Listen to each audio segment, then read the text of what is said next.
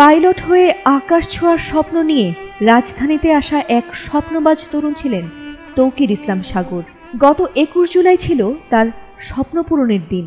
প্রথমবারের মতো কোনো প্রশিক্ষক ছাড়াই বিমান উড়িয়ে নিজের স্বপ্ন পূরণের শেষ ধাপকে অতিক্রম করে পুরোদস্তুর বৈমানিক হওয়ার কথা ছিল ফ্লাইট লেফটেন্যান্ট তৌকির ইসলামের। তার একা বিমান ওড়ানোর সাহসিকতার খবরে আনন্দে মেতেছিল পুরো পরিবার ও গ্রামের মানুষ। আশা ছিল গোটা গ্রামের গর্ব হয়ে নিজের বাড়িতে পা রাখবেন, কিন্তু তিনি বাড়িতে ঠিকই এলেন, তবে কফিনবন্দি হয়ে। মুহূর্তেই সব আনন্দ উচ্ছ্বাস পরিণত হয় চরম শোকে। পাইলট প্রশিক্ষণের শেষ ধাপে পৌঁছেছিলেন তৌকির ইসলাম।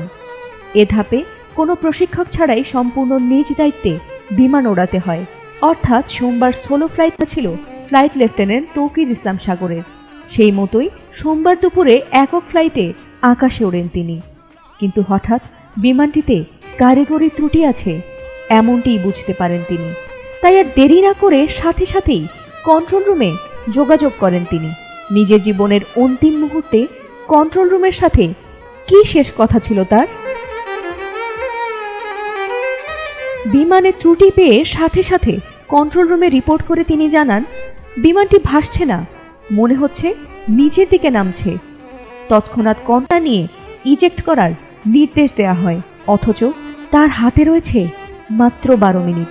এ সময় তিনি উত্তরা, দিয়াবাড়ি, বাড্ডা, হাতিঝিল ও রামপুরার আকাশে উঠতে থাকেন। কিন্তু সাহসী এই পাইলট জীবনের শেষ মুহূর্ত পর্যন্ত চালিয়ে যান বিমানটি রক্ষা করার। এমনকি সর্বোচ্চ গতি বাড়িয়ে বেজের দিকে ফেরার চেষ্টা করেন তিনি। কিন্তু এরই মধ্যে কন্ট্রোল রুমের